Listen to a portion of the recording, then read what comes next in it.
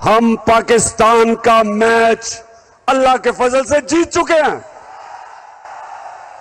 इस्लामाबाद में वो बैठे हुए हैं, उनके पल्ले कुछ नहीं। इस वक्त ये आप की जो तस्वीरें जा रही हैं, इस्लामाबाद काम पे टांग रही हैं, पसीने आ रहे हैं। और मैं आज अपनी कौम के सामने, मैं आज अपनी सारी कौम के सामने ये कहना चाहता हूं कि मुझे पहली दफा पाकिस्तान में हकीकी आजादी नजर आ रही है। कायदे आजम ने अंग्रेज से आजादी दिलवाई, हमने इंसाफ से, कानून की बालादस्ती से लोगों को उनके हकाक देके हमने रूल ऑफ लॉ, सब इंसान कानून के सामने एक बराबर, हमने इसको हासिल करके अपनी कौम को हकीकी आजादी दिलवानी है। आज हमारे पाकिस्तानी जाते हैं बाहर, इस सारे इलाके से मेहनत कश जाके वहां नौकरियां ढूंढते हैं। यूरोप में क्यों जाते हैं वहां कोई पैसे बांट रहा है? वो इसलिए वहां जाते हैं उन मुल्कों में, उधर कानून की बालादस्ती, इंसाफ है, और जब इंसाफ होता है तो खुशहाली आती है। तो हमारी जो जंग है,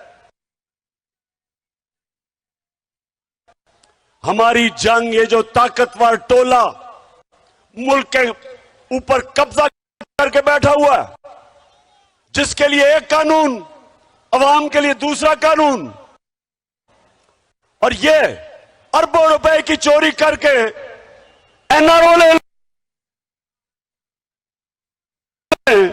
और बेचारे आम लोग वो इंसाफ ढूंढते फिरे, कचहरियों में ठोकरे खाते फिरे, जमीन पे कब्जा हो जाए, करवा ना सके, क्योंकि ताकतवर के सामने कमजोर बेबस है।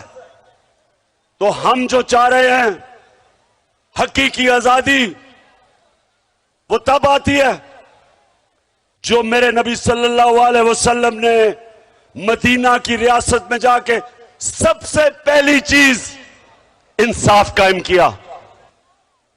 याद रखो, पहले इंसाफ आया, फिर खुशहाली आई। पहले इंसाफ ने इंसानों को आजाद किया, और फिर उन आजाद इंसानों ने दुनिया की इमामत की। गुलाम रहते हैं, गुलाम चूंटियों की तरह जमीन पर रेंगते हैं। सिर्फ इन आजाद इंसानों की परवाज ऊपर होती है। इकबाल का शाहीन आजाद होता है। गुलामी की जंजीरें तोड़ने के लिए हमें आजादी चाहिए, इंसाफ चाहिए। तो मैं आज इधर खड़ा होके 6 सवाल पूछने लगा हूं। मुझे इन 6 सवालों के जवाब चाहिए। पहला सवाल कि जब वो अमेरिकी डोनाल्ड लू ने पाकिस्तान एम्बेसडर असद मजीद को वॉशिंगटन में जब धमकी दी कि इमरान खान को अदम एतमाद में हटाओ, नहीं तो हम पाकिस्तान के लिए मुश्किलें पैदा कर देंगे। मेरा पहला सवाल यह है कि जब मैं मुल्क का प्राइम मिनिस्टर था, एम्बेसडर मेरे नीचे था, तो सवाल मेरा यह है कि वो किसको पैगाम दे रहा था? प्राइम मिनिस्टर मैं था। किसको वो डोनाल्ड लू कह रहा था कि अपने प्राइम मिनिस्टर को हटाओ? सबसे पहला सवाल। दूसरा सवाल, अरशद शरीफ शहीद कौन उसको धमकियां दे रहा था, किसने उसको मजबूर किया मुल्क से बाहर जाने के लिए। उसके बाद दुबई से किसने मजबूर किया दुबई को छोड़ के जाने से। और तीसरी चीज कि वो कौन था जो उसको मुंह बंद करना चाहता था। वो जब ये जो रजीम चेंज इसकी साजिश को बेनकाब कर रहा था, तो वो कौन थे जो उसका मुंह बंद करना चाहते थे। और तीसरा सवाल कि सहाफियों को कौन धमकियां दे रहा है, कौन है जो सहाफियों का मुंह बंद करना चाहता है, कौन आजादी राय से खौफजदा है, वो कौन है जो चाहते हैं कि इस मुल्क में मीडिया आजाद ना रहे, वो कौन है जो सहाफियों को धमकी दे के 4 सहाफी अब तक मुल्क से बाहर चले गए, 3 सहाफियों को मारे पड़वाई हैं, एक को जेल दी है, FIR कटवाई है। तो मेरा सवाल ये तीसरा कि वो कौन है जो इस मुल्क में हमारी आजादी लेना चाहता है, हमारी आवाज बंद करके। और चौथा, वो कौन है जिन्होंने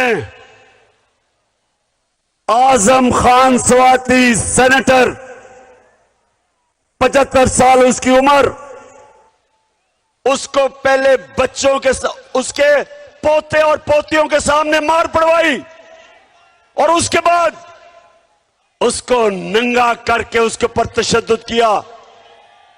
वो कौन है?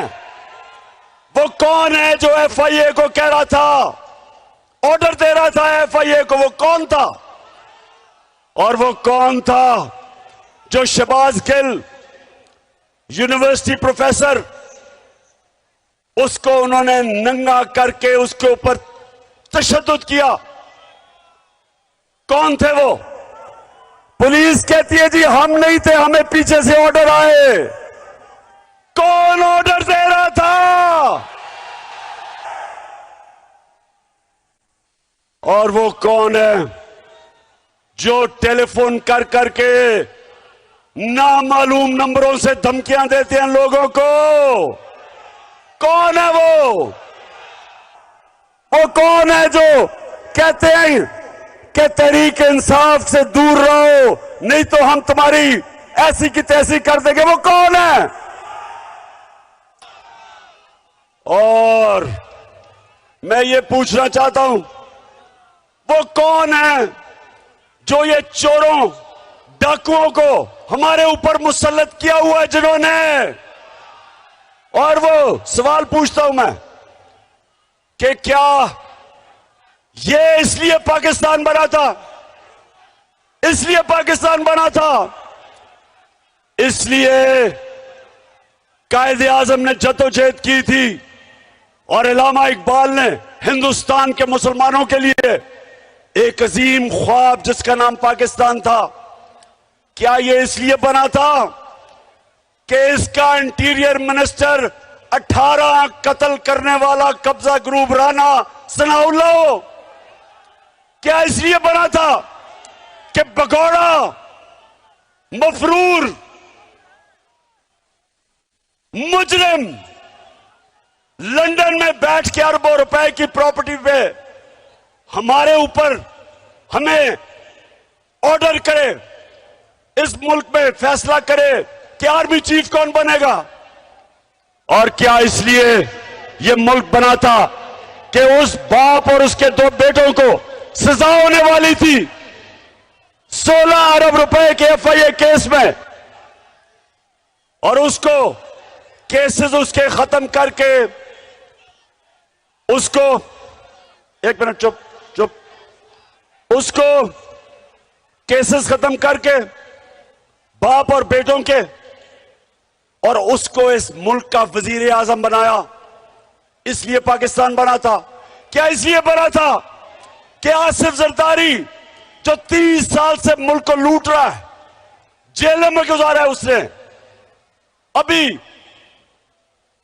फेक बैंक अकाउंट में अरबों रुपए के करप्शन के केस हैं उसके, और वो आके मुल्क में फैसले करे कि आर्मी चीफ कौन होगा, इलेक्शन कब होगी। क्या इस मुल्क का मुस्तकबिल इन डाकुओं के हाथ में है? बताओ।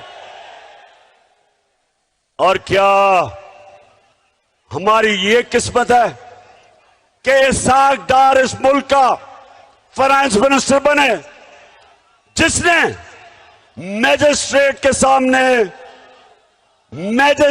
के सामने उसने गवाही दी सन 2000 में कि मैं इसाक डार शरीफ खानदान के पैसे, चोरी के पैसे मनी लॉन्डर करके बर्तानिया भेजता था।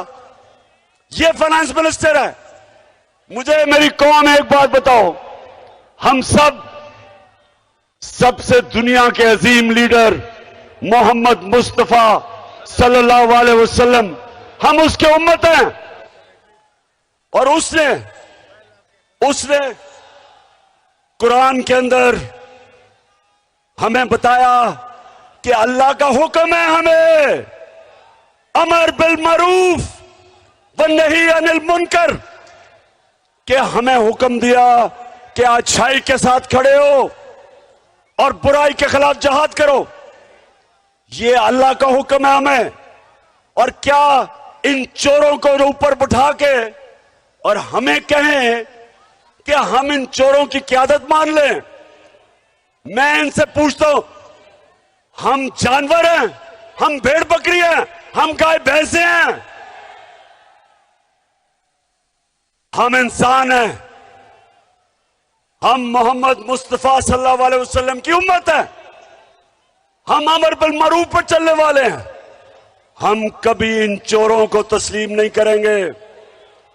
बताओ पाकिस्तानियों, इन चोरों को तस्लीम करोगे?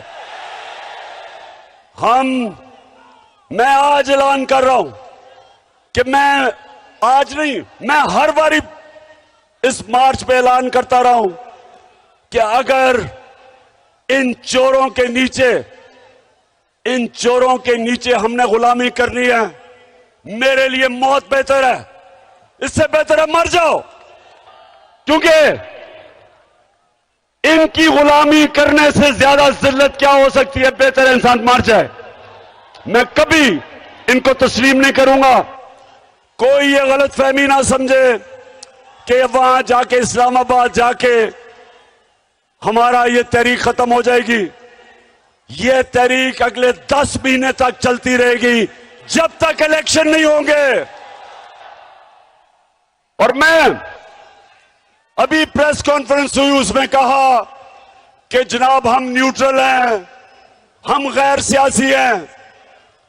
तो मेरा सवाल यह है कि अगर आपने फैसला कर ही लिया है न्यूट्रल होने का और गैर सियासी का, तो क्या चीज आपको रोक रही है साफ और शफाफ इलेक्शन करवाने में?